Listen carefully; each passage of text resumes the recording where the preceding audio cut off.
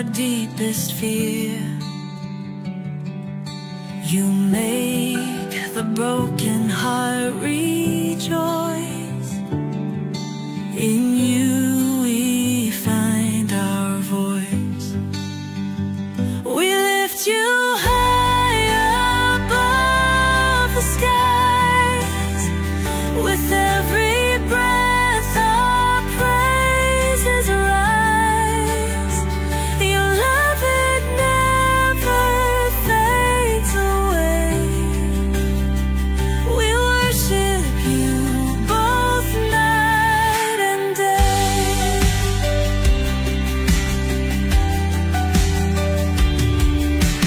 Chains are broken in your name. In you we are never the same. Your power flows like mighty streams, fulfilling all our dreams. We lift you high above the skies. With every breath our praises rise. Your love, it never fades away. We worship you both night and day.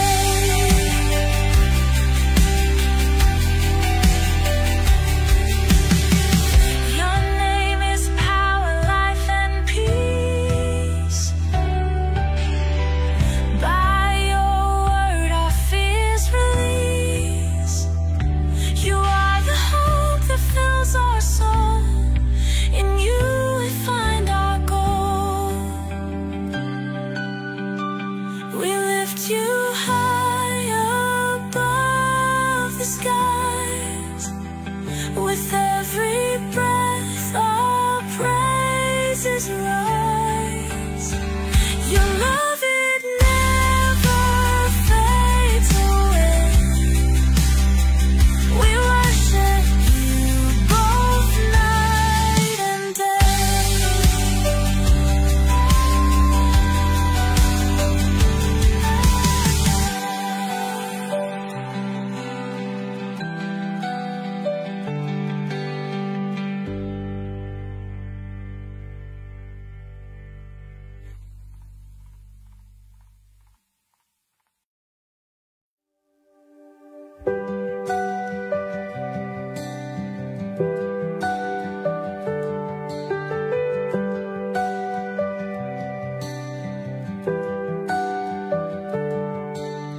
Darkness fades when you are near. Your light breaks through our deepest fear. You make the broken heart rejoice. In you we find our voice. We lift you high above the skies. With every breath our praises rise. Your love, it never fades away. We worship you both night and day.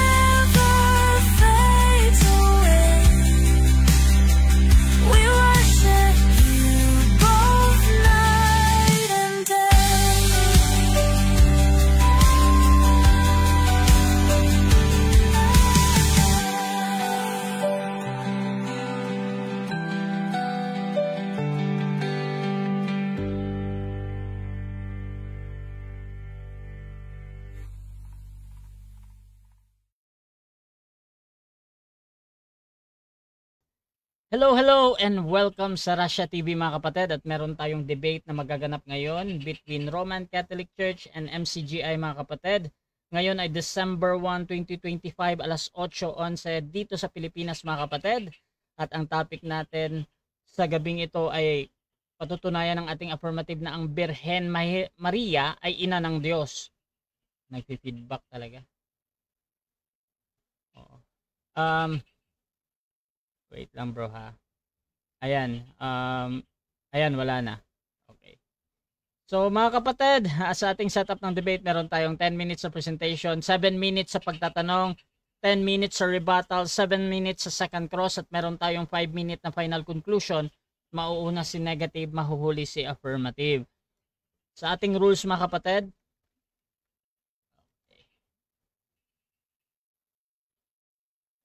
sign ko lang yung ating rules. Rule number 1 natin, yung limit sa pagsagot. Ang lahat ng sagot ay kailangan sagutin ng feedback. Sa'yo ba bro Winnie, nadidinig mo yung feedback or wala naman?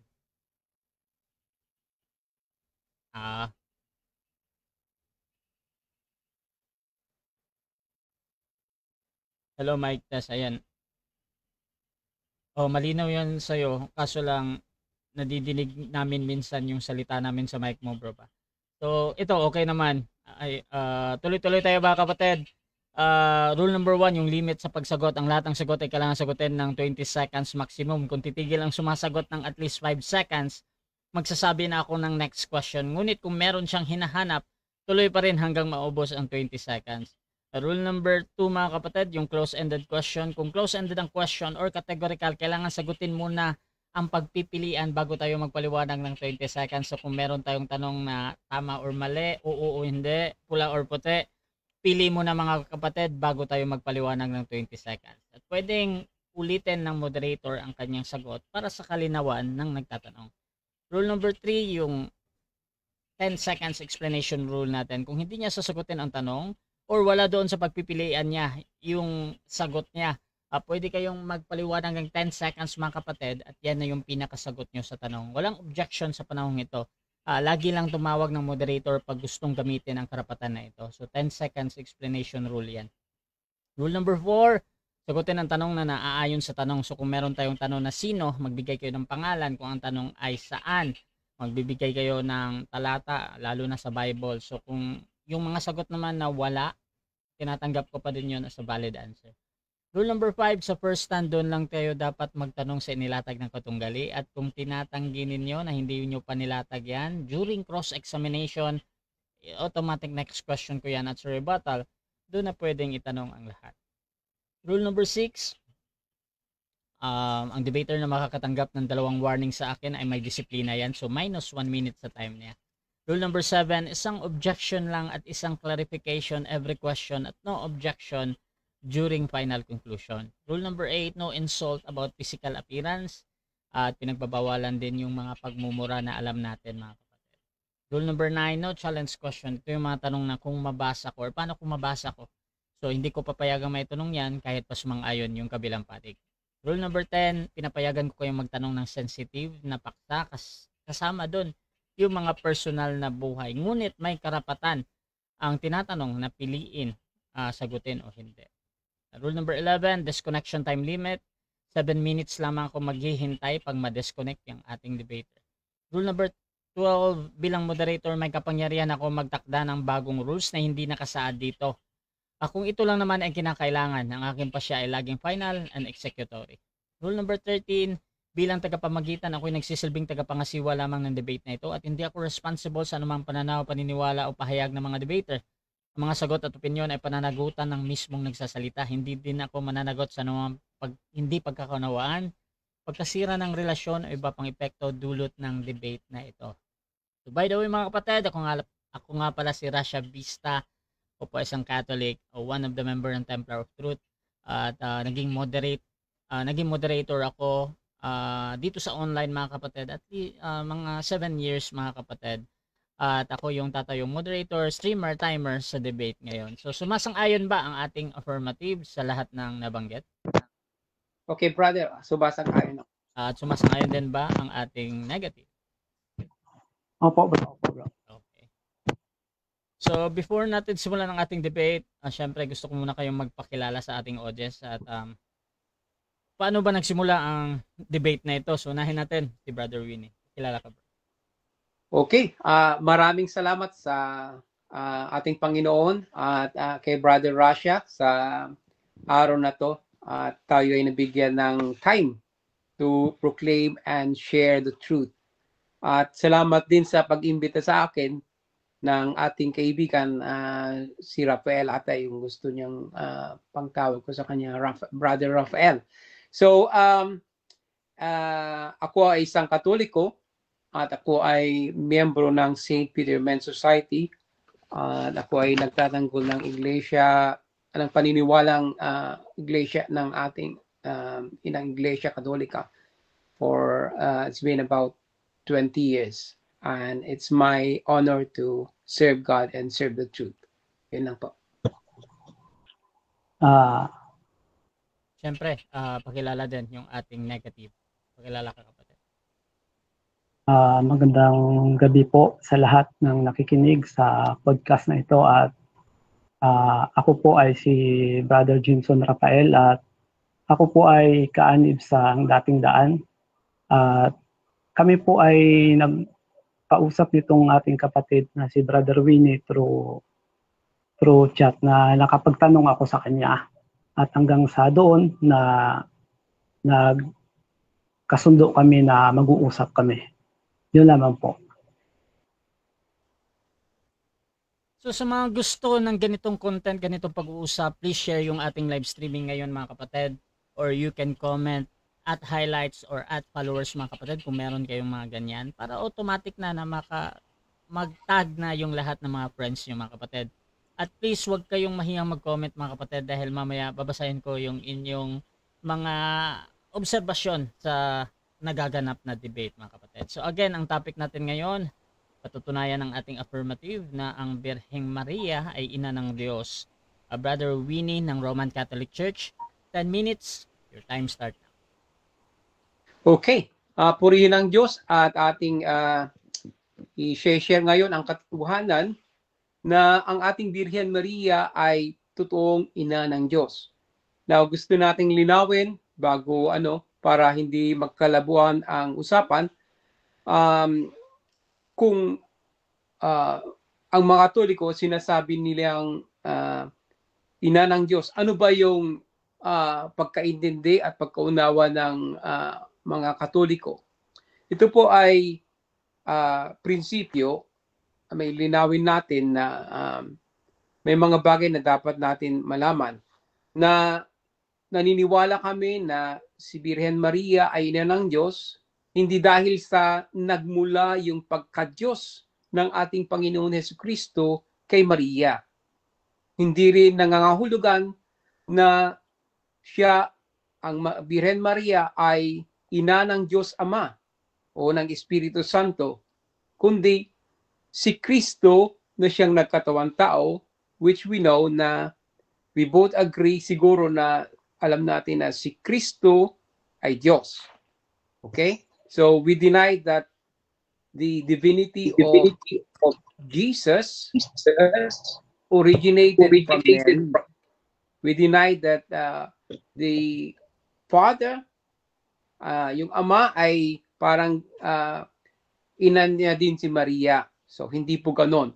So ang paniniwalang Katoliko ay naniniwala kami na si Kristo ay nagkatawang tao, siya ay Diyos, at pinaglihi ni Maria, at siya ay isang persona, at siya yung pinaglihi ni Maria at pinanganak. Kaya naman, sinasabi namin na Theotokos or Mother of God. Okay? Now, paano ba natin mapapatunayan na si Maria ay ina ng Diyos? Sa Old Testament pa lang may prophecy na. Kaya lang bago tayo pupunta dyan, we go to the principles na kung kailan naging Diyos si Jesus or kailan ba Diyos si Jesus. So rooted kasi ang paniniwalang Mother of God, si Maria ang Birhen Maria dahil ang kanyang anak ay Diyos. Okay? So, bago siya nagkatawang tao, alam natin sa Juan 1:1, sabi niya dito, nang pasimula ay naroon na ang salita. Ang salita ay kasama ng Diyos at ang salita ay Diyos. Ibig sabihin, yung salita ay Diyos. Sinabi dito sa John 1:14, the Word became flesh and made dwelling among us. We have seen His glory, the glory of the only Son, who came from the Father, full of grace and truth. Ibig sabihin niyan, totoo siyang Diyos, totoo siyang anak ng Diyos, at siya ay nagkatawang tao. O kailan siya nagkatawang tao? Siyempre nung siya ay pinaglihi ni Maria sa kanyang sinapupunan. Ito yung sinabi sa prophecy diyan sa Isaiah 7:14. Therefore, the Lord himself will give a sign. The virgin will conceive and give birth to a son, and will call him Emmanuel, which means God is with us. So maliwanag na yung kanyang pinaglihi ay Diyos, yung kanyang pinaglihi ay ne-prophesy. Ngayon,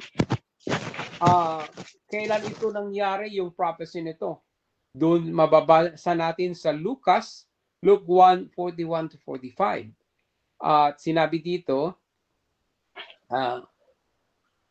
when Elizabeth, tingnan natin sa Luke 1:30-35. Sabi dito, and behold, thou shalt conceive in thy womb, and bring forth a son, and shall call his name Jesus.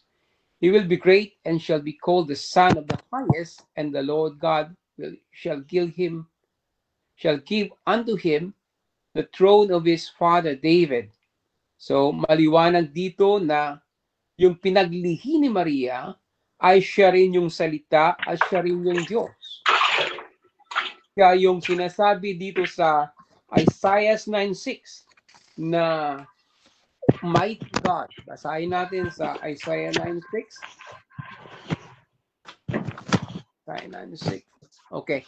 For us, a child is born, to us a son is given, and the government will be on his shoulder, and he will be called Wonderful Counselor, Mighty God. So maliwanag na yung pinganak ng ating Birhen Maria ay Diyos. So sino yung nagbuntis? Sino yung nagpanganak? Ang ating mahal na Birhen Maria. So noong siya ay nabuhay sa mundo, tignan natin bago siya nagkatawang tao, siya ay Diyos na. Nung siya ay inilihi, pinaglihi ng ating Birhen Maria, when she was conceived by the Virgin Mary, he is already and he remains to be God. Hindi po nag-change. He assumed na siya ay nagkatawang tao. Kaya nga nagkatawang tao for us to be saved. So hindi po nawala yung kanyang pagka-Diyos nung siya ay nabuhay sa naglakad sa lupa sa ating mundo. Nung siya ay napunta sa langit, siya ay Diyos. Nung siya ay let's say go back, nung siya ay namatay, siya ay Diyos, siya ay bumuhay sa kanyang sarili. At nung siya ay sabi ni Saint Paul na diyan sa Titus 2:13 na yung we need to look forward to the truth, yung pagbabalik ng ating great God and Savior Jesus Christ. So hindi po nawawala yung pagka-Diyos ni Kristo nung siya ay pinaglihi ni Maria, pinanganak hanggang siya ay namatay at saka sa muli kanyang babalik.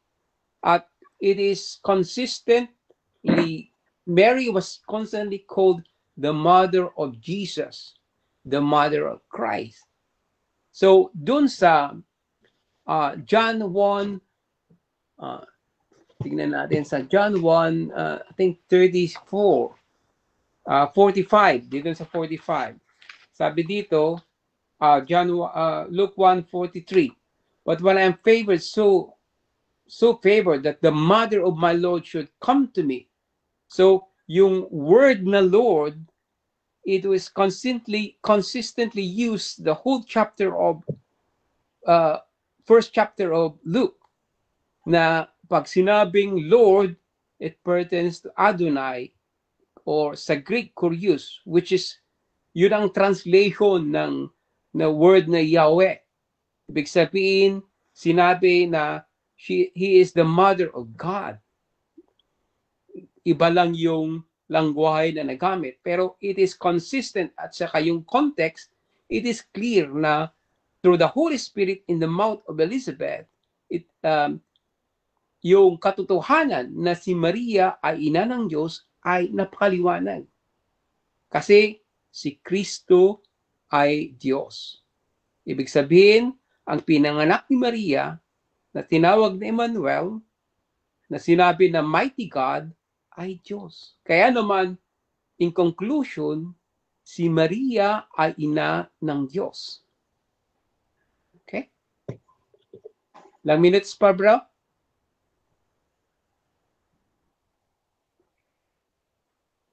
One minute. So, dito, makikita natin na ang ating Panginoon Jesus is consistently portrayed from Scripture that He is God. And from the Old Testament to the New Testament, they complement. It does not contradict. Na ang Birhen ay siya yung naglihi. Sinabi ng anghel na ang iyong magiging anak ay anak ng kataas-taasan. So, napakaliwanag. Siguro ang ating kapatid ay naguguluhan dahil sa pinangaral sa kanya ni Eli Soriano, o ang kanyang, siguro sa pamagitan ng kanyang sariling interpretasyon, nagkaroon siya ng maling konklusyon. Pero, paano ba natin? Kamusta, bro? So dyan nagtatapos mga kapatid ang unang pahayag ng ating affirmative. Dako tayo sa unang pagtatanong ng ating negative. Brother Rafael ng MCGI. 7 minutes, your time start. Sige po. Ito po ang brother ang unang itatanong ko sa inyo. Kukumpirmahin ko lang na tama ba na ang pagkasabi ninyo kanina na nagpasimula magkatawang tao ang Panginoong Jesucristo ay noong ipinagli ni Maria. Tama po ba yon? Oh, kasi that will be the incarnation, as we call it, when Mary said yes to the angel, then that time she conceived. Sabi nga ng anghel, the Holy Spirit will come upon you when you will conceive. So, okay, nagkatawang tao. Question po. Kapatid, dito po ako magtatanong, magpipremise po ako dito. May babasahin lang akong talata, brother, at okay, ito po ang itatanong ko sa inyo. Sa Filipos 2:5 hanggang 7, ang ganito po ang nakasabi. Magpakababa kayo tulad ni Kristo Jesus, na bagamat siya ay Diyos, hindi nagpilit na manatiling kapantay ng Diyos, bagkus hinubad niya ang lahat ng katangian ng pagka-Diyos, nagkatawang tao. Nung nagkatawang tao pala ang Panginoong Hesus, brother, kung susundan kita sa sinabi mo kanina, na nung nagkatawang tao siya sa tiyan ni Maria, ay siya ay hindi naalis ang pagka-Diyos niya, sabi niyo kanina. Ngayon ang tanong ko sa iyo, nung hinubad ba niya ang lahat ng katangian ng pagka-Diyos, nagkatawang tao? Di, kung susundan kita sa sinabi mo, lalabas, hindi ina ng Diyos si Maria. Hinubad niya ang kanyang pagka-Diyos eh. Ayun po, ang tanong ko. Okay. The expression na hinubad yung pagka-Diyos, that means that yung kasi yung damit kasi is nakikita eh. Ibig sabihin tinanggal niya yung kumbaga superficial yung kita yung kumbaga kung ano yung kung hindi niya sana hinubad kitang-kita yung pagka-Diyos. Ibig sabihin niya na the people would come and worship him because otherwise if he did not conceal his true identity, then he will not be killed. Kapatid, ganito po yun. Di ba yung example, may damit ka sa katawan. Hinubad mo ang lahat mong damit. Ang tanong, meron ka pa bang natirang damit? Kumbaga, parang ganon, hinubad ni Kristo ang lahat ng katangian ng pagka-Diyos. Nananatili pa rin bang Diyos ang katawan o naalis ang pagka-Diyos? So, ganito, according to sa Colosas 2:19, sinabi ni San Pablo na it is the will of God that the fullness of Godhead remains in Christ. So maliwanag na yung salitang metaphorical na hinubad niya, that means that hindi lang niya pinakita. Ito po, brother. Paano po yan ma-reconcile ang dalawang talata na yon, ang 2.9 ng Colosas at ang Filipos 2.7? Ang sabi doon, nung nagkatawang tao si Kristo, hinubad niya ang lahat ng pagka-Diyos. Lalabas hindi ina ng Diyos si Maria dahil hinubad niya. Kasi kung susundan kita sa sinabi mo kanina, nung sa tiyan ni Maria, siya ay nananatiling Diyos, hindi naalis, ay hinubad. Ibig sabihin na alis ang pagka-Diyos, lalabas, hindi ina ng Diyos si Maria. Ngayon, paano mo ma-reconcile yung dalawang talata na yun para malinawan ang mga nakikinig? Yung 2.9 at ang 2.7 na Filipos. Maliwanag na pag sinabi kasing yung Diyos kasi, He will be glorified just like when yung what they call this, nung nagpunta siya sa mountain with his apostles, nakita nila yung kaluwalhatian niya. Whereas doon sa public, hindi pinakita. Doon sa transfiguration, nakita nila yung kanyang divinity. He remains God. Remained. Tignan mo doon sa, sabi ni San Peter sa Matthew 16 verse. Kapatid, yung sinasabi po kasi dyan sa 2.7 ng Filipos, may yung sinasabi dyan, hinubad sa English ay emptied o empty.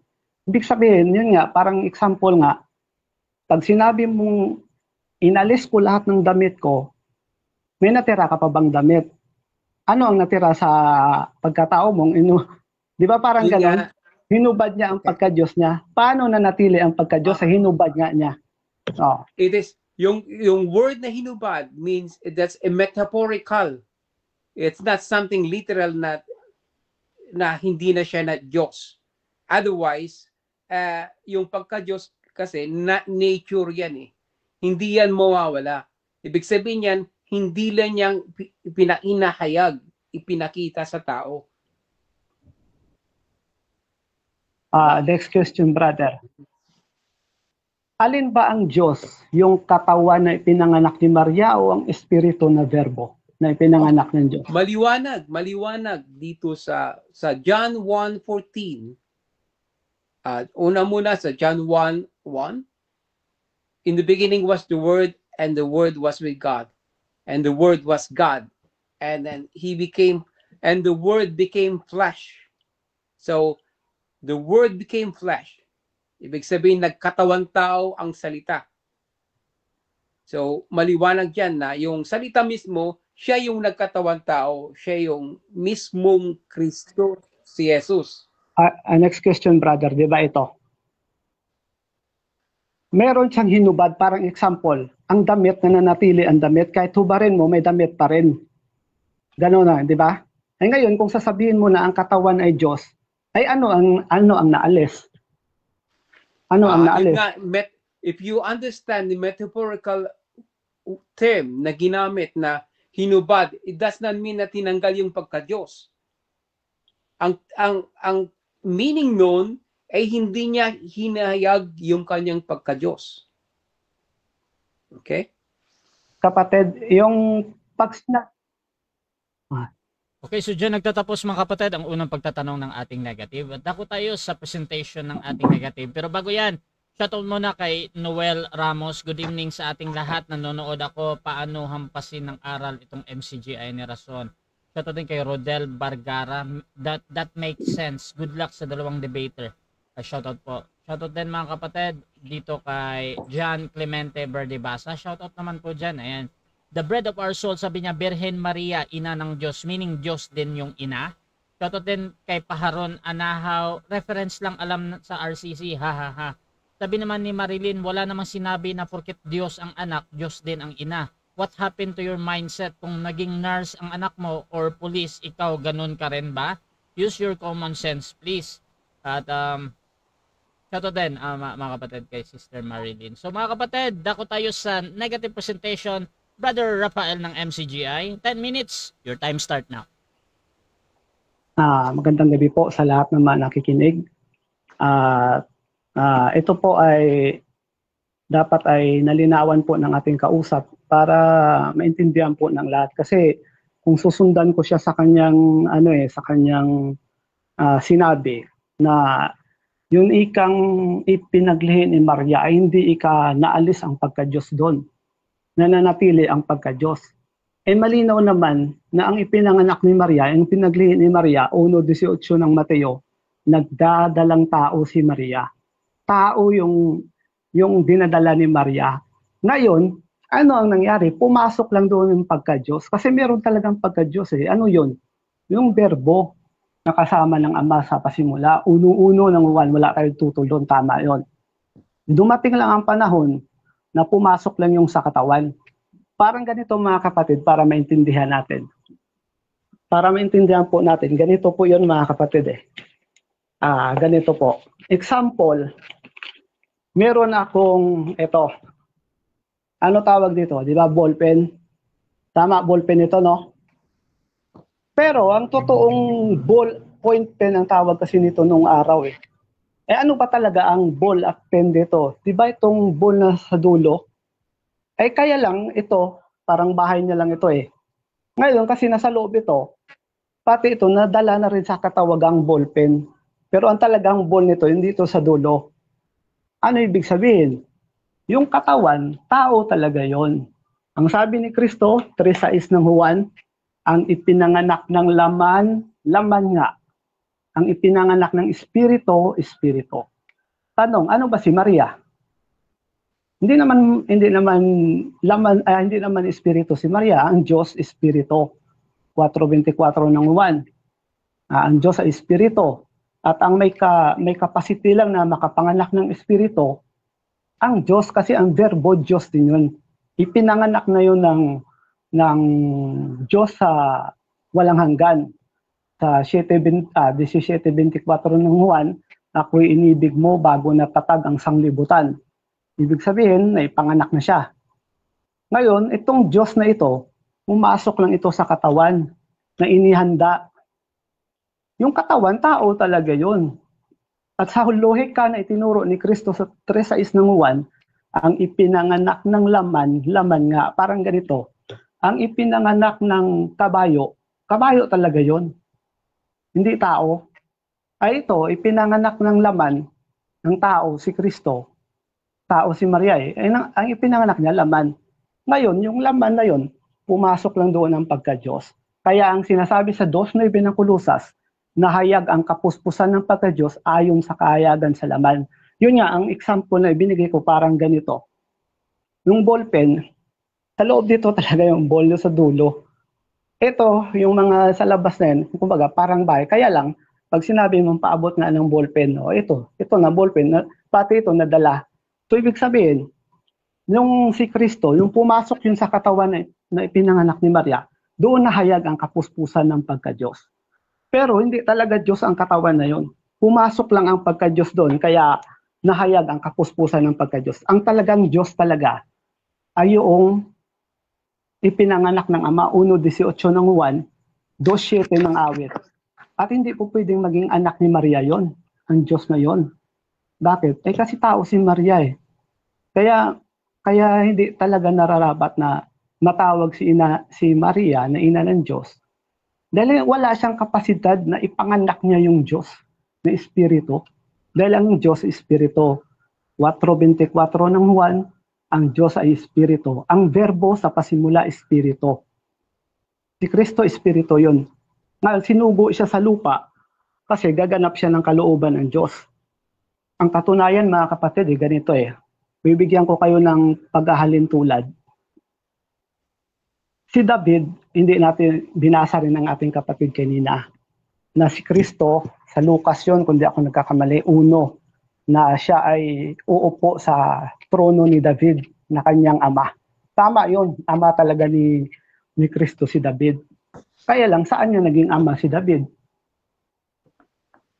1:3 ng Roma, basahin natin. Roma 1:3. Ito po ang pagkasabi.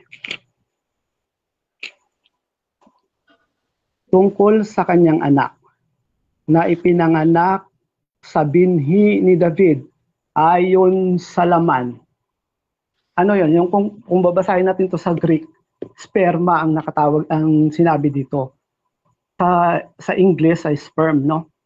Sana wag naman maging masama ang implikasyon nito sa mga nakikinig. Nag-uusap lang tayo ng realidad. Ngayon, nanggaling ito sa binhi ni David. So, anak ni David ito. Kumbaga, descendant ni Kristo si David sa laman. Ngayon, minsang tinanong ni Kristo ang kanyang mga kausap sa Lucas 20 at 41. Patuloy. At kanyang sinabi sa kanila, paanong sinasabi nila na ang Kristo ay anak ni David? Sapagkat si David din ang nagsasabi sa aklat ng mga awit, sinabi ng Panginoon sa aking Panginoon, maupo ka sa aking kanan, hanggang sa gawin ko ang iyong mga kaaway na tuntungan ng iyong mga paa. Dahil dito, tinatawag siyang Panginoon ni David. At paanong siya'y anak niya? Paanong naging anak? Merong tinutukoy si Kristo dito na hindi anak ni David. Pero yung ayon sa laman, nanggaling talaga yun sa binhi ni David. Na yun nga ang kinasangkapan nun para mailabas yun ay si Maria. Mayroon talagang pinanggalingan ng laman ni Kristo sa binhi ni David yun. Kahit sa science, nandyan din yan. Kaya lang, hindi naman science ang pinag-uusapan natin. No? Ngayon, tinanong ni Kristo, paano naging siya'y anak niya? Tinawag nga ni David na Panginoon itong si Kristo. Ano ang ibig sabihin? Ibig sabihin lang, hindi talaga anak ni David yung verbo. Kasi si David rin ang may sabi sa 2:7 ng awit, sa araw na ito ay pinanganak kita, awit 2:7, ang sabi po dito ay ganito. Aking sasaysayin ang tungkol sa kasya. Sinabi ng Panginoon sa akin, ikaw ay aking anak. Sa araw na ito ay ipinanganak kita. So alam ni David na merong, sige po, salamat. So alam ni David na meron talagang nanganak doon sa Kristo. Kumbaga, ganun din, paano naging anak ni Maria ang Kristo? Sa eternidad parang umiiral na yun. Di ba kahit sa tingnan natin sa realidad naman, talagang nauuna naman talaga yung nanganak kaysa ipinanganak. So ano ang ipinanganak ni Maria? Ang ipinanganak ni Maria, yun yung laman, yung tao, pumasok ng doon yung verbo pagdating ng kapanahunan. Nung suguin na siya ng ama na gaganap siya ng kalooban ng Diyos, doon na pumasok ang verbo kasi gaganap ng kalooban At hindi sa sanggol yun, mga kapatid. Kasi gaganap ng kalooban yun ng Diyos. Hindi naman po pwedeng suguin ng Diyos yun doon sa sanggol. Kasi kung sa sanggol suguin yun ng sanggol, sabi sa Lucas 1, ang sanggol na pinanganak ni Maria, ibinalot ng lampin, inihiga sa pasabsaban. Paano yun makaganap ng kalooban ng Diyos? Ang unang-unang layunin na sinugo ng Ama si Kristo ay para mangaral. Kaya nga sabi sa kanta ng Pasyon ng Katoliko, bayan-bayay nililibot ng pangangaral ni Jesus. Di ba? Pag sinabing bayan-bayan nililibot, ibig sabihin naglalakad siya. Kasi gagawa siya ng kalooban eh. Ano ang kalooban ng Diyos? Sabi ni Kristo sa 6:38 ng Juan, bumaba ako mula sa langit, hindi upang gawin ang kalooban ko, kundi ang kalooban ng nagsugo sa akin. Ano ba ang kalooban ng Diyos sa pagkasugo sa Kanya? 3:34 ng Juan, ang sinugo ng Diyos, nagsasalita ng salita ng Diyos. Ibig sabihin, mangangaral siya. Ay kung susuguin niya doon sa sanggol, paano hindi naman makalakad yung sanggol. Ayan sabi sa kanta ng Pasyon, bayan-bayay nililibot ng pangangaral ni Jesus. Paano makakalakad yung sanggol? Paano makapagsalita yon? Sa katotohanan, dumidede pa nga kay Maria yon eh. Yun po mga kapatid. So, ipinapakita ko lang na si Maria hindi talaga ina ng Diyos. Dahil meron talagang Diyos eh. Ang alin? Sige po. Salamat. Okay, so dyan nagtatapos mga kapatid. Ayan, tumunog na. So dyan nagtatapos mga kapatid ang unang pahayag ng ating negative. Dako tayo sa unang pagtatanong ng ating affirmative. Brother Winnie ng Roman Catholic Church. 7 minutes. Your time start now. Okay, maraming salamat, brother, no? Unang kong tanong, kasi sabi mo siya, ang Kristo ay pumasok lang sa katawan. Now, kailan naman pumasok yung Kristo sa katawan? Sige, babasahin ko kapatid. Ito, G5 ng Hebreo. Basa tayo. Kaya't pagpasok niya sa sanglibutan ay sinasabi, hain at handog ay hindi mo ibig, ngunit isang katawan ang sa akin ay nihanda mo. Ang tanong, anong katawan yon? Sanggol ba? Hindi pa nga yung handa sa pangangaral. Okay, next question. Kailan yon yung sinabi mo na pagpasok? Kailan ba? Nung siya ba ay 7 years old? Siya ba ay 1 year old? 30 years old? Nasa edad 30 na kasi handa na ang katawan na makapangaral. Kasi yung sinabi sa Hebreo, 5, katawang inihanda. Ibig kartiso sa Greek. Ibig sabihin, yung sinasabi doon yung bring into its proper condition. Ibig sabihin, nasa kondisyon na yung katawan, yung handa ng mangaral. Yun, kapatid. So, ibig sabihin, si Kristo ay nagkatawang tao lang nung 30 years old. Okay? Eksakto. Okay, 30 years old. Noong bago siya, ibig sabihin, tignan natin sa Isaiah 9:6-7, sabi dito na, for us a child is born, tapos dito, and he is called Wonderful Counselor, Mighty God. Ibig sabihin, mali ba ang sinabi sa prophecy ni Isaiah na yung child is Mighty God? Tama yun, kapatid, tama. Pero pansinin mo yung sinasabi, babasahin ko. Tama yun. 9:6, ang sinasabi doon, tatawagin ang kanyang pangalang kamanga-manga, tagapayo, makapangyarihang Diyos, walang hanggang Ama, prinsipe ng kapayapaan. Tatawagin, ibig sabihin, future tense. Nasa future. Kailan ba siya tinawag na Diyos? Sabi ni Tomas, Panginoon ko at Diyos ko. Okay. Okay. Now, ibig sabihin, sa iyong aral, yung Jesus na ipinanganak ni Maria ay kaiba sa Kristo. Yung ipinanganak ni Maria, laman yung tao yun. Ngayon alam ko ang itatanong mo kung may espiritu ba yon. Yun, maaari yun ang itatanong mo. Sige, sasagutin kita. Merong espiritu yun, kapatid. Sagutin mo lang yung tanong ko, hindi yung tanong mo, yung isasagot. Sige. Ang sagot ko dyan, brother, merong ipinanganak si Maria, yun yung laman, at meron namang ipinanganak ang Diyos, at yun ang espiritu. At yung espiritu na yun, pagdating ng panahon, pumasok yun sa katawan ng ipinanganak ni Maria. Okay.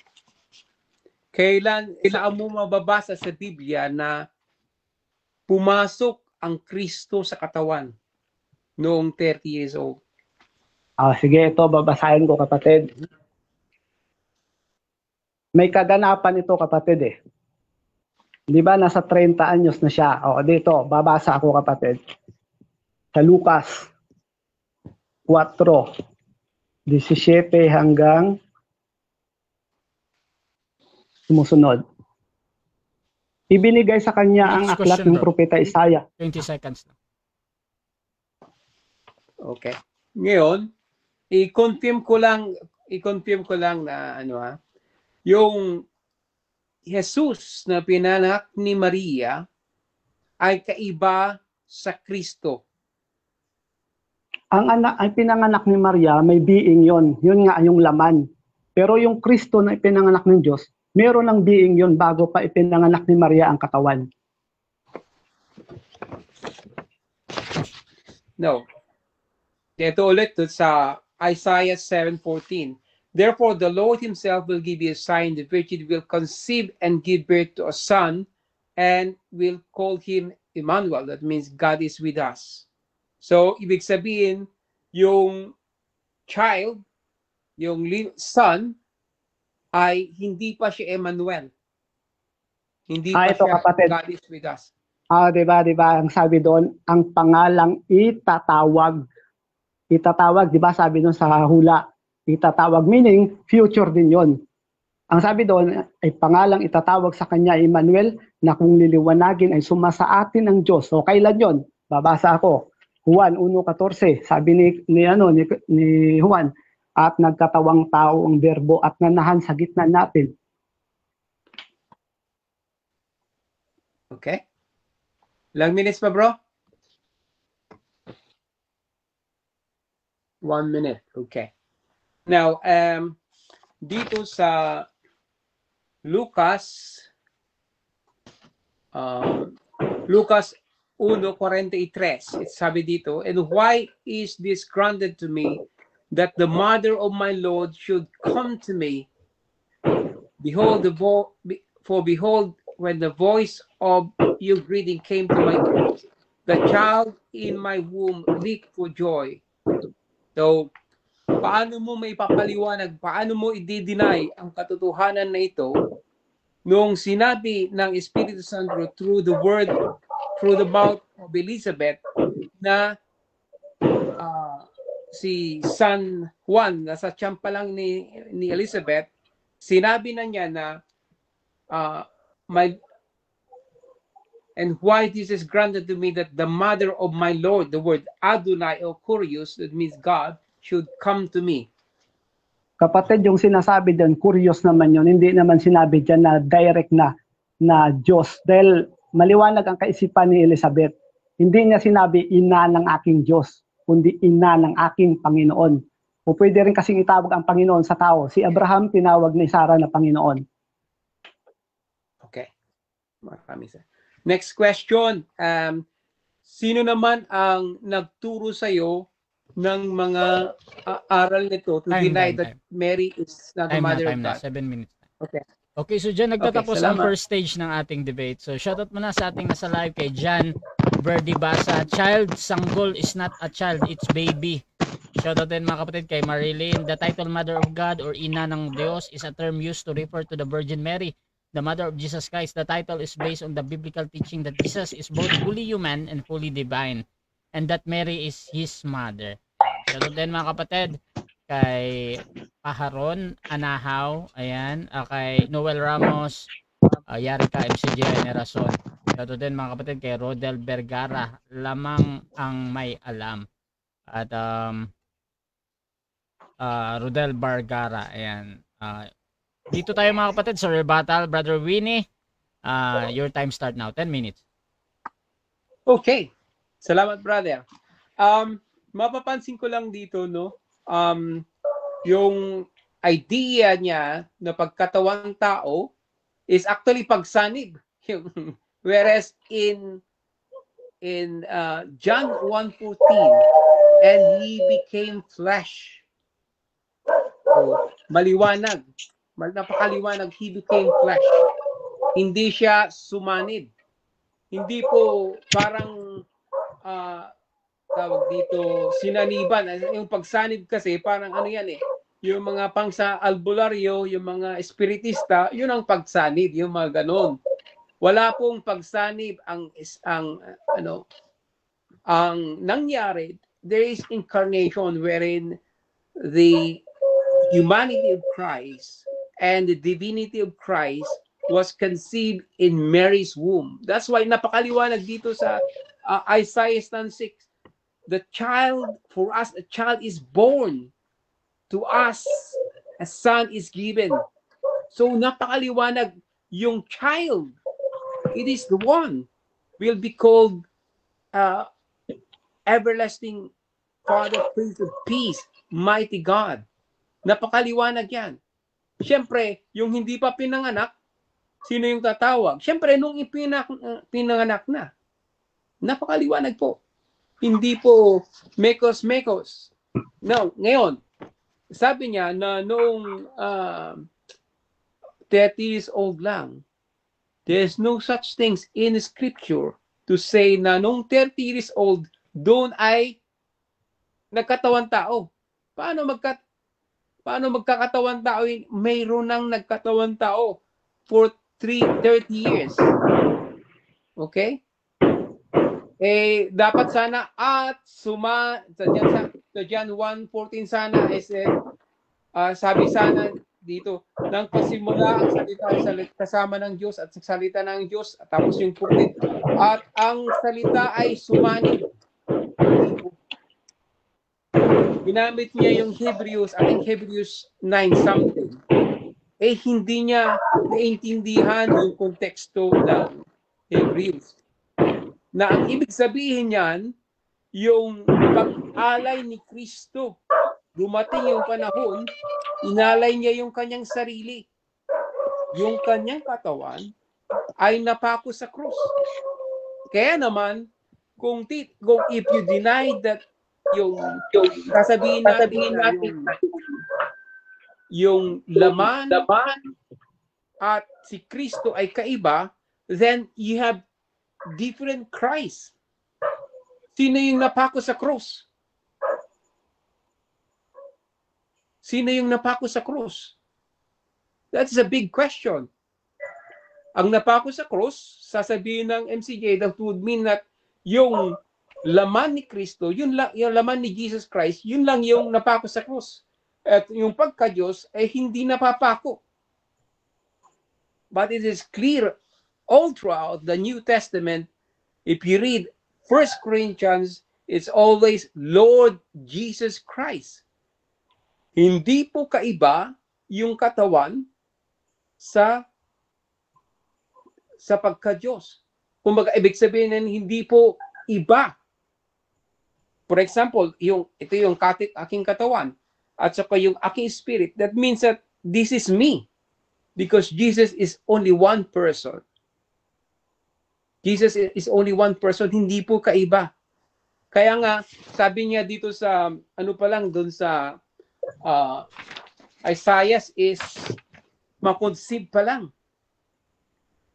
When he was conceived, it is called Emmanuel. He will conceive and give birth to a son and will call him Emmanuel. Hindi niya sinabi na after 30 years, he will be called Emmanuel. That is far from too much stretch of imagination. Okay? Now, maliwanag dito sa sinabi ng Holy Spirit, no? Basahin ko ulit dito sa Luke 1:43. But why I'm so favored that the mother of my Lord should come to me. So, the word used, syempre, sabi niya Adonai. Kasi yun ang, if you read the whole chapter 1 of Luke, yung Adonai o yung Lord, it is used in context throughout the full chapter na yung pag sinabing Adonai, it was used to refer to God. Paano nalaman ng bata o Elizabeth na Panginoon yung daladalin ni Maria? So when we say Panginoon, in that context, Adonai, it means God. So, pag naging, if you deny the divinity of Jesus, tignan mo dito sa Matthew 16, verse 8, Matthew 16, verse 13 to 16. Basahin natin. Kung papasok, kung makalusot yung balusot, ay hindi pwedeng makalusot. Tignan natin ha. Ito kasi yung ask question ni Jesus Christ. Now when Jesus, si Jesus hindi niya sinabi yung term na Christ. Now when Jesus came into the district of Caesarea Philippi, he asked his disciple, "Who do men say that the Son of Man is?" Son of Man pa yung And they said, some say John the Baptist, others say Elijah, and others Jeremiah or other prophets. And he said to them, "But who do you say that I am?" He refers to Jesus. Okay? He said, "But who do you say that I am?" Simon Peter replied, "You are Christ." Ibig sabihin na yung si Jesus Christ, siya mismo ang Kristo. You are Christ. More importantly, he said that the Son of the living God. That is pointing to Jesus. Okay? Hindi po kaiba, hindi po magkaiba. Otherwise, sabi ko nga, yung naipako sa cross, ay hindi yung Kristo mo. You would end up believing that that is just the flesh. Okay? So, napakaliwanag. Even dun sa 1 Corinthians, if you go to 1 Corinthians, you would see that consistent na si Jesus Christ is consistent na iisa, hindi po kaiba yung Kristo sa Jesus Christ. Kasi Christ is only a title. Sino yung tinawag na Christ? It is Jesus. You are confused pag sinabi mo na iba yung Kristo, iba yung Jesus. It was Jesus who was called Christ. Kaya nga, very simple. Sabi dito, Paul called by the will of God to be apostle of Jesus Christ. Sabi dito, called to be the saints together with all in every place, call unto the name of Lord Jesus Christ. Both the Lord and ours. So, consistent. Hindi mo pwedeng hatiin si Kristo. Although you can say there's a distinct. There are two natures in Christ. Is humanity and is divinity. But Jesus is only one person. For example, you got spirit yourself. But then can you deny that yung katawan mo ay hindi ikaw? Okay? So that's just totally confused theology. Okay? Now, dun sa Hebrews, as I said, yung prepared for me a body, hindi na nga hulagang nga doon. Kasi he was speaking about yung tawag dito yung mga what do you call this? Making contrast doon sa mga inahain niyang mga sa Old Testament scriptures, Old Testament time, na mga inihain na yung mga animal sacrifices. Okay? Kaya naman, that points out to the offering of Christ. That is, he offered to God his body as a sacrifice for us to become saved. Okay? Bakit efficacious yung satisfactory yung okay, sorry. Okay, so dyan nagtatapos mga kapatid ang rebuttal ng ating affirmative. Dako tayo sa second cross ng ating negative dito. Pwede nang itanong ang lahat. Brother Rafael ng MCGI, 7 minutes. Your time start now. Okay. Ito po, brother, ang una kong tanong. Alam mo ba kung ano ang mission ni Kristo kung bakit siya sinugo sa mundo? Well, to reveal the Father, and he will sacrifice himself. He will give himself to us, so that we will become daughters, sons and daughters of God. Okay. Next question, brother. Yeah. Yung bang katawan ng sanggol, handa na po ba yun maihain o masacrifice, o yung nasa edad 33? Well, yung question mo is very what they call, seems to be unrelated, but I'll give you that, because that is the will of the Father. When it's proper time, he will be offered. But it is the same body that was conceived by Mary, the same body that Mary gave birth. Hindi nag-iba. Kapatid, hindi ba yung pagkasugo kay Kristo mangangaral ng salita ng Diyos? Tanong ko sa iyo, yung sanggol ba, handa na bang mangaral yon, yung katawan ng sanggol? Well, hindi pa handa. Kaya nga lumaki. It has to grow. Okay, next question. So tama yung sinasabi sa Hebreo G5 na pagpasok niya sa sanlibutan. Hebreo G5. Pagpasok niya. Ang sabi doon, pagpasok niya sa sanlibutan, hain at handog hindi mo ibig, ngunit isang katawan ang sa akin ay inihanda mo. Ibig sabihin, pag sinabing inihanda, ibig sabihin handa rin mangaral. Kasi pumasok yung sanlibutan eh. Tanong ko sa iyo, yung katawan ng bata, handa na bang mangaral? No, iba yung context nun eh. Okay, no, sa that is paliwanag. different context. Because the context is that doon sa Hebrews 10:5, it is a context that siya yung ihain. He became the sacrifice instead of the contrasting. He's contrasting the animal sacrifice in the Old Testament. Next question. Next question, Brad. Yung bang katawan ng bata, nakahanda na ba yun i-sacrifice o yung edad 33? Well, that is okay. That is a nonsense question, but as I said, sino ba yung pinanganak tapos mamamatay?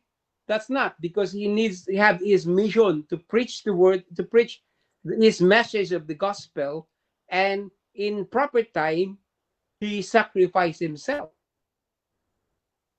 Alam nga naman nung bata pa siya Next question, kapatid. Sabi mo kanina walang mababasa sa Biblia na pumasok sa katawan ang Kristo. Tama ba? Tama. Babasahin ko yun yung katawang inihanda. Babasahin ko sa Greek ang inihanda. Ang ibig sabihin niyan ay katartiso, definition, to fit, join together, meet, to compact together. Paano mo ngayon may papaliwanag, matutulan yan? Ang paliwanag yan Anong version, alam mo pa yung sa Hebrew 10:5, ang word na katawang inihanda, yung inihanda, ang ibig sabihin yan ay katartiso. Nang ibig sabihin ay to compact together. So ibig sabihin, tama na pumasok ang katawan, ang espiritu ng berbo doon sa katawan. Tama ba na ang compact together ay pagsasanib? Ay nakasabi sa nakasabi sa Hebrew. Ganito, brother Lucis, bro Rafael, yung sagot muna tayo 20 seconds. Sige po. No daw bro, sabi niya bro. Proceed sa pagpapaliwanag tapos may follow up naman. Bro Winnie. Okay. No, I don't agree. I don't agree with his interpretation. The context is clear. Basahin natin. Consequently, Christ came into the world. He said, "Sacrifice and offering have not desired, but a body you have prepared for me." Prepared. That is means it's prepared. When was that prepared? Next question. Did it say when it was prepared? Next question. Next question. That was when he was Next question. incarnated. Next question. Sabi doon, pagpasok niya sa sanlibutan. Di ba, papasok siya sa sanlibutan. Hain at handog hindi mo ibig, ngunit isang katawan inihanda mo. Ang sinasabi dyan, ang katawang inihanda, ibig sabihin dyan sa Greek ay katartiso, na ang ibig sabihin ng paliwanag ay join together. So di ibig sabihin, pumasok yung espiritu doon sa katawang inihanda. Mali ba yung sinasabi ng paliwanag ng Greek sa katartiso? Tama o mali? Mali yung unawa mo. Mali yung unawa mo. Kasi the word is sacrifice and offering have been not desired, but a body you have prepared for me. So, doon siya ay binigay ni Kristo yung kanyang katawan doon sa Kalbaryo. That is what it says. Okay, next question, Next kapatid. question. So mali itong paliwanag ng Greek na ito. Ang katumbas ng salitang katartiso ay join together. Mali ito o tama? Yung kung binabasa mo sa dictionary, yung thesaurus or anything, tama yung word Okay, na yun, salamat. pero it is used in different contexts. For example, run. It has too many meanings. Run for president, run as in tatakbo, run as a machine. So it is used in different Next question. contexts. Okay, next question.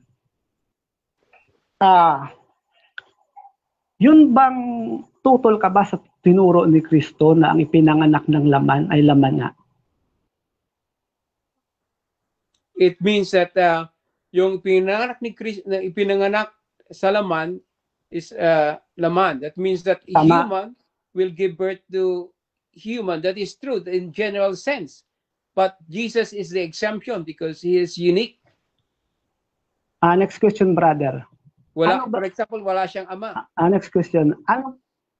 Ano ba si Mary? Siya ba ay ano ba ang kalikasan ni Mary?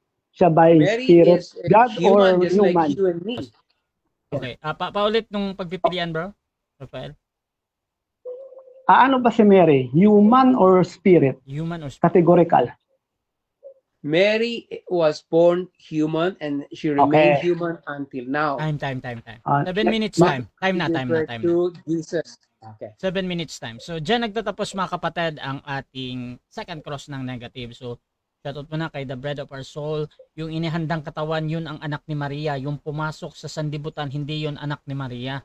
Shoutout din mga kapatid kay John Clemente. Si Jesus ay nagpabautismo kay Juan. Nakita ni Juan bumaba mula sa langit ang Espiritu ng Diyos gaya ng kalapati, parang baso at tubig. Hindi ka makakainom ng tubig kung baso lang. Kakainom ka kung may tubig ang baso. Shoutout din kay Jose Reiner Tarayo. God is spirit means he is not composed of physical matter and does not have physical body.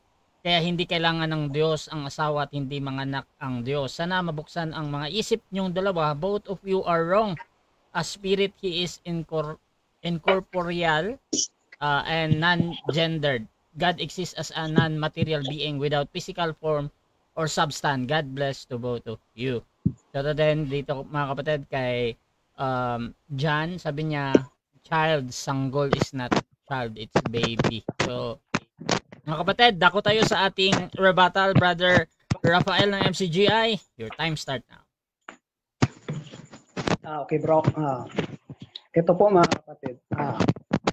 Nililawin po natin na siguro si Kristo, alam naman natin na si Kristo hindi nagtuturo ng ano yan ng kasinungalingan Ang sabi niya sa 3:6 ng Juan, ang ipinanganak ng laman ay laman nga.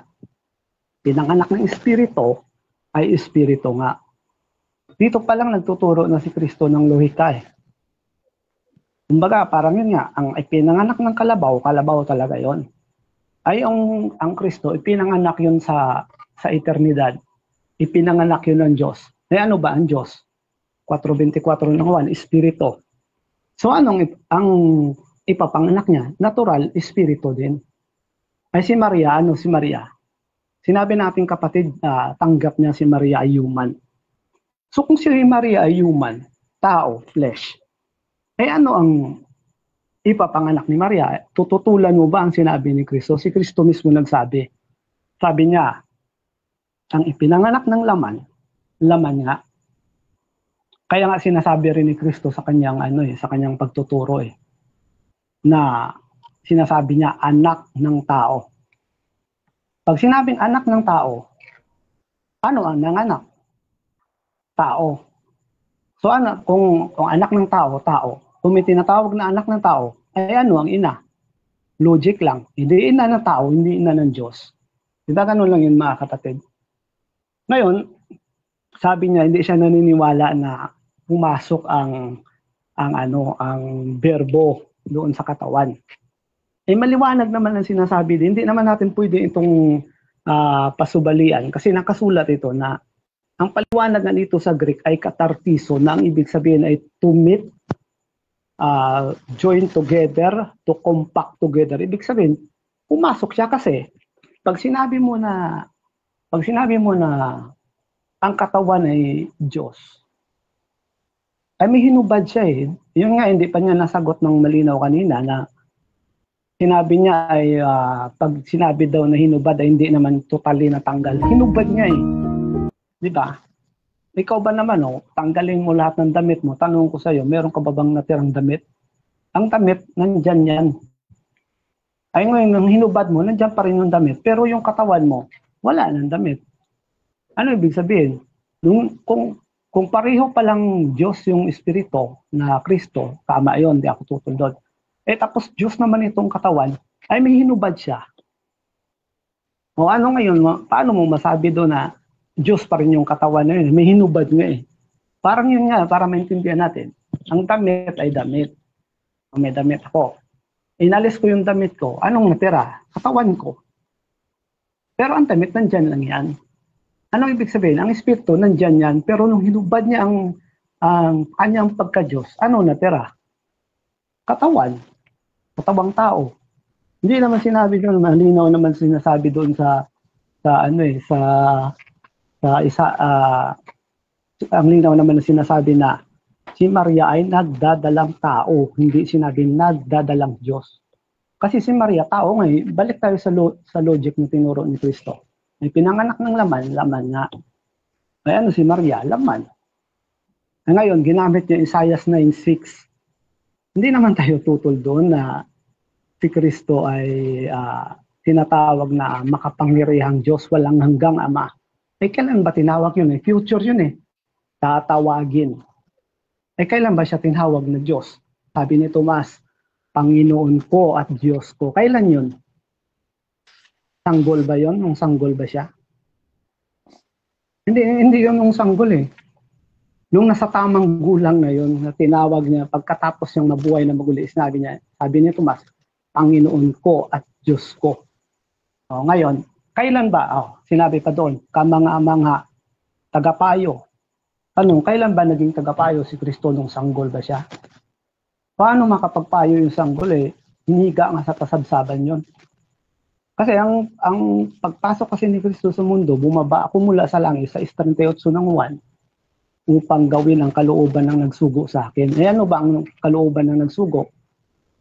3:34 magsasalita siya ng salita ng Diyos. O ngayon, kailan ba siya nag-umpisang magsalita ng salita ng Diyos o mangaral? Ay hindi naman nung sanggol eh. Kaya nga uulitin ko, sabi sa Pasyon, bayan-bayay nililibot ng pangangaral ni Jesus. Paano makapangaral ang sanggol? Hindi pa nga makapaglakad yun.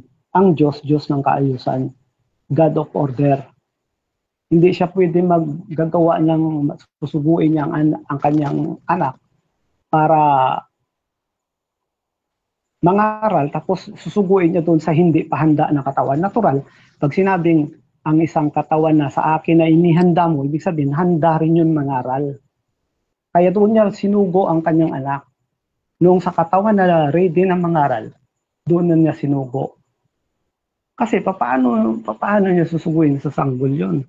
O doon sa tiyan ni Maria pa lang. Eh, ang pagkasugo sa kanya, agad-agad gagawa ng kalooban ng Diyos. Kasi mangangaral siya eh. At merong kaganapan yon, hindi ko lang natuloy kanina ng pagbasa. Sa 4:16 ng 4:18 ng Lucas, hula yon ni Isaias. Ay ngayon, kailan natupad yon? Yung tiyempo na yon. Sinabi yon ni Kristo. Parang ganito, bawat hula kasi kay Kristo sa Biblia, meron kasing kaganapan doon mismo sa tiyempo na yon. Example, ito. Zacarias 9:9. Nasabi doon sa Zacarias ay ganito yung batang asno na sinasabi doon na sasakyan ni Jesus ang batang asno. Yan o. Magalak ka, mainam, o anak na babae ng Siyon. Humiyaw ka, o anak na babae ng Jerusalem. Narito, ang iyong hari ay nagpaparito sa iyo. Siya ay ganap na may pagliligtas, mapagmababa, at nakasakay sa isang asno, sa isang batang asno na anak ng asnong babae. Ay kailan natupad yun? 13:35 ng Mateo, ito po ang sinasabi. 13:35 ng Mateo.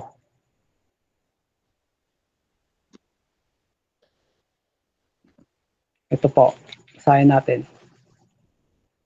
Upang matupad ang sinalita sa pamamagitan ng propeta na nagsasabi, hindi, 21 pala, sorry. Ito, babasa tayo. 21:1, sumagot si Jesus at muling pinagsalitaan sila ng mga 21. At nang malapit na sila sa Jerusalem at nagsidating sa Bethphage sa bundok ng mga Olibo, ay nagsugo nga si Jesus ng 2 alagad na sinasabi sa kanila, magsiparoon kayo sa nayong nasa tapat ninyo at pagdakay. Thank you, bro. Pagdakay, masusumpungan ninyo ang isang nakatali na babaeng asno na may kasamang isang batang asno. Kalagin ninyo at dalhin ninyo sa akin. Kung ang sino man ay magsasabi ng anuman sa inyo, ay sasabihin ninyo, kinakailangan sila ng Panginoon at pagdakay kanyang ipadadala sila. Nangyari nga ito upang matupad ang sinalita sa pamamagitan ng propeta na nagsasabi, sabihin ninyo sa anak na babae ng Siyon, narito, ang hari mo ay pumaparito sa iyo na maamo at nakasakay sa isang asno at sa isang batang asno na anak ng babaeng asno. So itong pangyayari na ito na hinulaan ni Zacarias, naganap dito sa mismong tiyempo na ito na nangyayari, na inutusan ni Kristo ang mga alagad para kunin ang asno. Isa pa, sa 13:35 ng Mateo, upang matupad ang sinalita sa pamamagitan ng propeta. Dito, 34. Lahat ng mga bagay na ito'y sinabi ni Jesus sa mga karamihan, sa mga talinhaga, at kung hindi sa talinhaga ay hindi niya sila kinakausap, upang matupad ang sinalita sa pamamagitan ng propeta na nagsasabi, bubukin ko ang aking bibig sa mga talinghaga, sasaysayin ko ang natatagong bagay, buwat ng itatag ang sanglibutan. So yun po pala mga kapatid, dito mismo sa pangyayari ito, naganap ang hula ng mga propeta kay Kristo. At ito namang hula naman na pagparito niya, pagkasugo, mababasa naman yon sa Lucas 4:17 hanggang sa mga susunod na talata. Dahil upang matupad o maganap ang kasulatan. Yun ang pasto. Okay, so dako tayo mga kapatid sa second cross ng ating affirmative. Brother Winnie ng Roman Catholic Church, 7 minutes again, pwede nang itanong kahit ano dito. Your time start now. Okay. Binanggit mo kanina yung Pilipos 2:5 hanggang 6, which is hinubad. Tapos John sa Hebrews 10:5. So noong pumasok si Kristo, as your faith tells you, pumasok si Kristo sa katawan. Kailan naman hinubad ni Kristo yung kanyang pagka-Diyos, as you explained earlier? Magandang tanong yan, brother. Hinubad niya yung kanyang pagka-Diyos nung panahon na ipapako na siya sa krus. Kasi hindi niya pinairal yung pagka-Diyos niya doon. Dahil so nung panahon na nasa kanya pa ang pagka-Diyos, nakikita mo naman nagmimilagro siya. Pinapahinto niya yung bagyo. Pero doon sa panahon na yun, napapako na siya. Okay. sinabi mo nung hinubad ni Kristo ang kanyang pagka-Diyos nung nasa cross.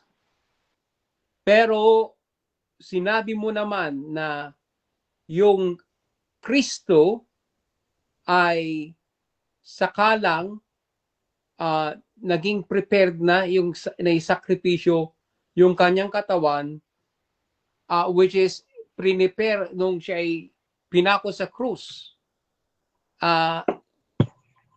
Ibig sabihin nito, ito ay contradiction. Agree ka o hindi? Hindi contradiction yung brother. Kasi pagpasok niya sa sanlibutan, yung sinasabi doon sa G5, kasuhato yun ng 6:38 ng Juan, na pagpasok niya, gaganap siya ng kalooban ng Diyos. Ano ang kalooban ng Diyos? Mangangaral siya. Tapos pagkatapos na yun nung siya ay nangangaral, nagmimilagro, dadakpin na siya para ipako sa cross. Doon sa tiyempo na yun na malapit na siyang ipako sa cross, na sa hukuman ni Pilato, hindi na niya pinairal ang kanyang pagka-Diyos doon. Hinubad na niya ang kanyang pagka-Diyos. Okay. Dito sa Hebrews 10:10, sabi dito, and by that we will have been sanctified through the offering of the body of Jesus Christ once for all. So, dito, sabi mo, yung katawan ay hinubad ni Kristo, yung iniwan niya yung katawan. Tapos, pero sabi dito sa Hebrews 10:10 na it is the offering of Jesus, of the body of Jesus Christ. Hindi mo pa rin inaamin na mali ka. Ay, di brother. Kasi yung tiyempo na yun, ihahain niya, yung katawan talaga yun. Yung katawan yun. Hindi naman pwede ipako sa cross yung espiritu eh. Yung pinako sa cross, yung katawan yun, hinubad niya yung pagka-Diyos. Kita mo, di ba nung alipustahin siya, hindi na siya sumagot. Hindi na siya nagtanggol ng kanyang sarili. Hindi na pinairal ang kanyang pagka-Diyos sa tiyempo na yun. Ayun yun, kapatid. So, next question. Ibig sabihin, yung body of Jesus Christ na sinasabi ni ng inspired writers of the Hebrews ay mali. Hindi mali si Pablo. Katawan na lang yun. Kapatid, hindi mali si Pablo. Yung katawan, ang katawan, inihanda yon. Ngayon, nung nasa tamang gulang ng katawan, pumasok na doon ang berbo. Kasi nangaral pa ng 3 taon yun eh. Di ba? Ngayon, nung pumasok ang berbo doon, nangaral siya. Hanggang sa dumating yung panahon na siya ay, yun na, dinakip na siya, hinuli. Sa tiyempo na yun na hinuli na siya. So, yung katawan na napako sa cross, hindi si Kristo yon. Yun ang katawang laman na inihanda ng Diyos. So, yun. ang tanong ko, hindi si Kristo yon. Hindi yun ang Diyos na berbo. Yung katawan yun. Tinatanong ko lang kung hindi si Kristo yon na ipako sa cross. Si Kristo yun sa katawang tao. Pero yung berbo, hindi yung pinako. Kasi ang berbo, espiritu, ang laman, yun nga yung namatay, yun ang tinuli, yun ang nauhaw, yun ang nagutom. Laman yun. Okay. So next question. According to you, na yung those Hebrews 10:5, pumasok lang kung saan pumasok si Kristo, yung Kristo. So ibig sabihin yan, nung doon sa Hebrews 10:5, doon lang pumasok yung Kristo sa katawan. O yung tiyempo na yun na nakahanda na yung katawan. Ano ba yung panahon na nakahanda na yung katawang mangaral? Di ba nasa edad 30 na? Ngayon, pagpasok ng berbo doon, nangaral ng 3 taon. Tapos pagdating na yung tiyempo na yun, napapatay na siya, malapit na siyang patayin, doon na hinubad ang pagka-Diyos. Kaya nga hindi na siya umimik eh, hindi na siya nagtanggol sa harapan ni Pilato. Nung batukan siya, nung alimuran siya, wala na siyang ginawang kung ang bagyo nga kaya niyang pento. So, ibig sabihin yan, sinasabi mo na nung siya ay inaalipusta ni Poncio Pilato, wala na doon si Kristo sa katawan. Inalis niya yung pagka-Diyos kasi malinaw naman eh, inalis niya ang kanyang pagka-Diyos. naging masunurin hanggang sa kamatayan sa krus.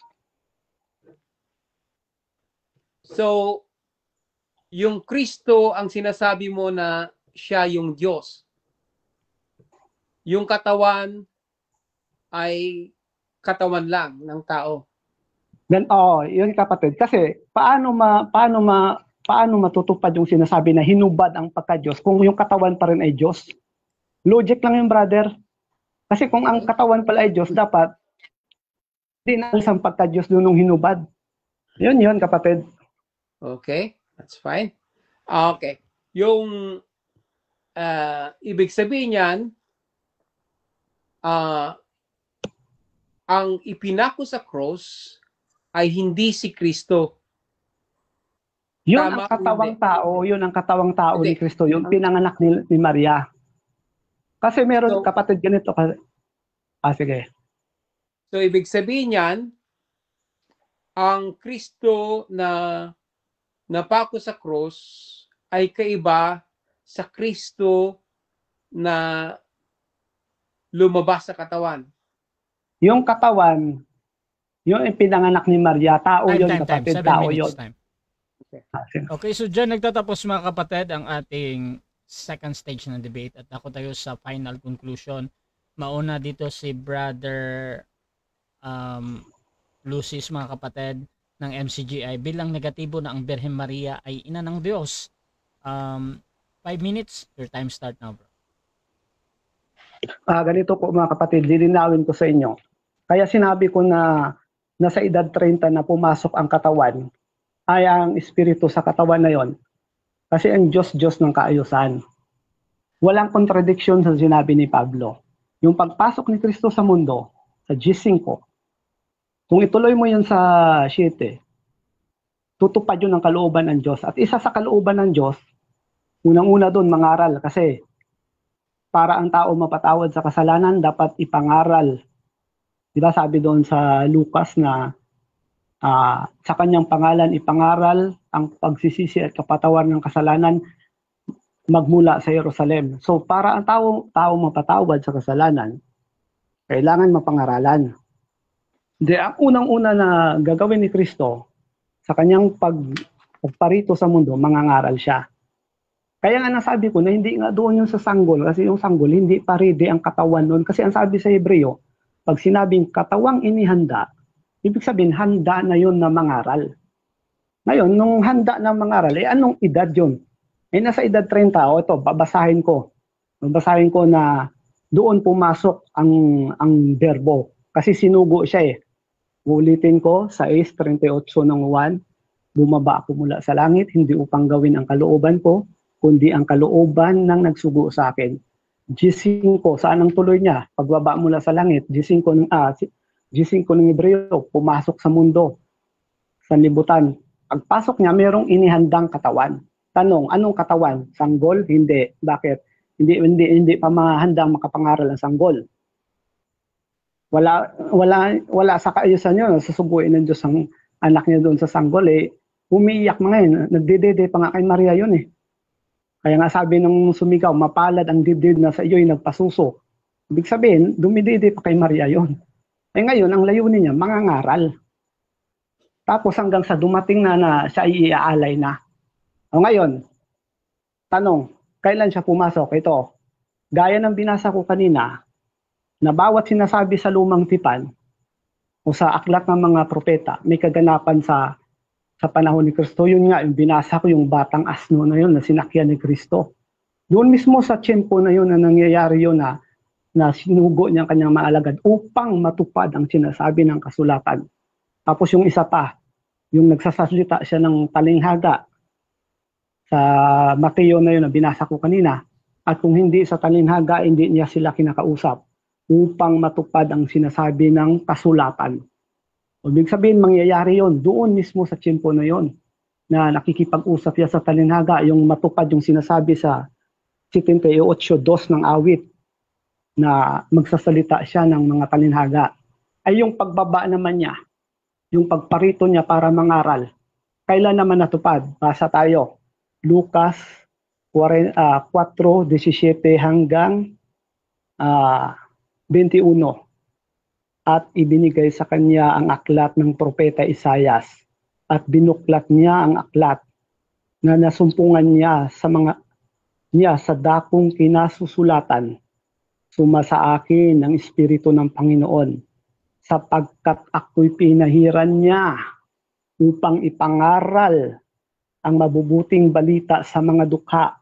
Ako'y sinugo. Diba sa 38, sinugo siya. Ako'y sinugo upang itanyag sa mga bihag ang pagkaligtas at sa mga bulag ang pagkakita, upang bigyan ng kalayaan ng nangapi, upang itanyag ang kayaayang taon ng Panginoon. At binalumbon niya ang aklat at isinauli sa naglilingkod. At naupo. At ang mga mata ng lahat ay naguga ay nakatitig sa kanya. At siya'y nagpasimulang magsabi sa kanila, ngayoy naganap ang kasulatang ito sa inyong mga pakinig. Kailan naganap? Sa tiyempo na ito mismo. Kaya nga dito siya sinugo Sabi niya, sinugo niya ako, mangaral, magpagaling. Kailan yun? Ano ba? Sanggol ba siya nito? Hindi siya sanggol, mga kapatid. Sabi ni Kristo, at siya'y nagpasimulang magsabi sa kanila, ngayoy naganap. Parang yung sinasabi yung nangyari sa asno na yun, nung sinugo niya yung mga alagad niya, upang matupad doon mismo sa tiyempo na yun, upang matupad ang sinasabi ng kasulatan. At yung sa salita siya ng mga talinhaga, doon mismo sa tiyempo na yun, doon natupad. Okay, so dako tayo sa final conclusion din ng ating affirmative sa kanyang pinatutunayan na ang Birhen Maria ay ina ng Diyos. Brother Winnie, your time start. Okay, maraming salamat again. Basahin lang natin ang Philippians 2:5-6 in context para maunawa ng ating mga tagapakinig at sa ating kaibigan. Sabi dito, have this mind among yourselves which was in Jesus Christ, who though he was in the form of God, he did not count equality with God a thing to be grasped, but emptied himself, taking the form of a servant, being born in the likeness of man. So, ibig sabihin, si Kristo mismo, yung ipinanganak, he was born in the form and likeness of man. Hindi yung bata, syempre, yung in the form of likeness of man, ibig sabihin, he was conceived, naging nasa tiyan ng ina, ipinanganak, but it is the same Christ. Hindi po nung siya lang ay mamatay na sa cross, which is ito yung context sa Hebrews 10:5 na tinatawag na prepared. Yung term kasi ng ating kaibigan, ginamit yung katartizo, very selective. Pero pag babasahin mo lahat yung mga word definition, in context, babasahin mo dito na to make perfect, prepared, perfect, complete, thoroughly, or repair, adjust. Yun ang mga different definitions, which is not different from prepared. Kasi, i-prepare, ibig sabihin, that is to offer yung katawan ni Kristo. That is in Hebrews 10:5. So, kung sinasabi mo na doon lang pumasok yung Kristo sa katawan, sa Hebrews 10:5, kung saan siya ipinako sa cross, kaya kung pinako sa cross, sabi mo naman na umalis siya. Inbad niya yung kanyang pagka-Diyos. Hindi ganon. Maliwanag dito na sabi dito sa Philippians, siya ay nagkatawan tao, although he's in the form of God, but emptied himself, taking the form of a servant, being born in the likeness of man. So, big sabihin yan si Kristo. Si Kristo mismo yun. Ipinanganak. Hindi kaiba. Pag ibig sabihin yan, hindi yung emptiness, doon lang, yung humility of Christ kasama dun sa siya ay pinaglay, pinanganak, he become a child, he become obedient to his parents, and experience all of the experience of being young and growing old. Hindi pwedeng, tignan mo magiging iba yung Kristi mo, ang magiging, it will end up different Christ. Yung katawan lang, wala doon yung pagka-Diyos doon sa pinako sa krus, then your offering is just human flesh. Whereas in the Catholic theology, that is yung full humanity, divinity of Christ is in one person nandun sa cross. It is consistent na sinasabi na the one crucified is Jesus Christ. Hindi yung katawan lang. It's the whole person of Jesus Christ was on the cross. That's why it is efficacious. Sabi nga doon sa 1 Corinthians na it is the power and wisdom of God, yung si Kristo na ipinako sa krus. Basahin natin sa dito sa 18. Okay. Sabi dito 118, because of this, sign lang natin saglit First or Second Corinthians naman ako. 1 Corinthians, parang makaabot pa. Saglit lang. Okay, dito.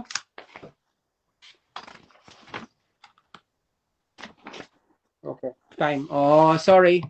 Okay, so dyan nagtatapos ang debate natin between Roman Catholic Church and MCGI, mga kapatid. So before natin i-end yung ating live, syempre gusto ko muna kayong magpasalamat sa lahat ng 28 na nag-live comments, mga kapatid. Unahin natin si Brother Winnie, bro. Okay, maraming salamat again for this opportunity, Brother Rafael. No, I'm hoping that you're open to the Catholic belief and your open-mindedness mo. I will pray for you. I'm hoping that so with the other listeners and who are watching, they could make sense of what we are talking about, which is very important. And God bless. Thank you, Brother Rasha, for giving us opportunity. Although parang medyo maiksi yung ating mga we fall short sometimes. We want to say more, but it's just the time limit we have. So I'll just leave you with this verse to contemplate. For the word of the cross is fully to those who are perishing, for those who are saved, it is the power and wisdom of God. So that is Christ in the crucifix, which is our salvation. Hindi yung tao lang o laman lang. Amen. Okay, at syempre, pasalamat din, Brother Rafael. Maraming salamat una sa lahat sa Diyos at salamat din sa inyo, mga kapatid, Brother Rasha, pagkakataon at sa ating kapatid na nakausap natin. Lilinawin ko lang, mga kapatid, no, yung sinasabi ko kanina na yon, na wala akong sinabi na yung sinabi ng ating kapatid kanina na singko na. Sige, salamat. At yun lang, ayun po, mga kapatid, dalangin ko na sana ay malinawan yung mga nakikinig at walang contradiction doon na si Kristo ay nagkatawang tao nung edad 30 at na hinubad niya ang kanyang pagka-Diyos nung malapit na siyang mamatay. Kasi ang pagpasok ng berbo, yung panahon na yun na handa na siyang mangaral ang katawan. Hindi doon sa sanggol, kaya hindi po pwede na maging ina ng Diyos si Maria. Salamat. Okay, so mga kapatid, Rasha TV gusto rin magpasalamat sa lahat ng sumusuporta at laging naniniwala pa din sa ating pagmumoderate. Kung gusto nyo sumali sa ganitong gawain or maghamon man sa dalawang ito, nandito si Brother Winnie ng Catholic at si Brother Lucas, yung bagong friend natin sa MCGI, mga kapatid, at pwede nyo akong gamitin as moderators yung pag-usap. Basta sumasang-ayon na kayo sa lahat ng patakaran dito sa aking platform, mga kapatid. Please follow these two gentlemen, mga kapatid, dahil meron din silang sariling mga posts sa kanilang pananampalataya. Kung gusto nyo mag-sorry sa Catholic, pwede nyo i-follow si Brother Winnie or magtanong kayo. At nandyan din si Brother Rafael, mga kapatid. Kung gusto nyo magsuri sa MCGI o dating daan, pwede din kayong mag-follow sa kanya. At please follow sa aking Facebook, mga kapatid, Rasha Vista, dahil dito ako laging nagla-live sa podcast at debate, mga kapatid. At paki-subscribe na din yung ating YouTube channel, Rasha Debates TV, dahil ang debate na ito ay pupunta doon. So maraming salamat, mga kapatid. This is Admin Rasha ng Rasha TV, and we're out.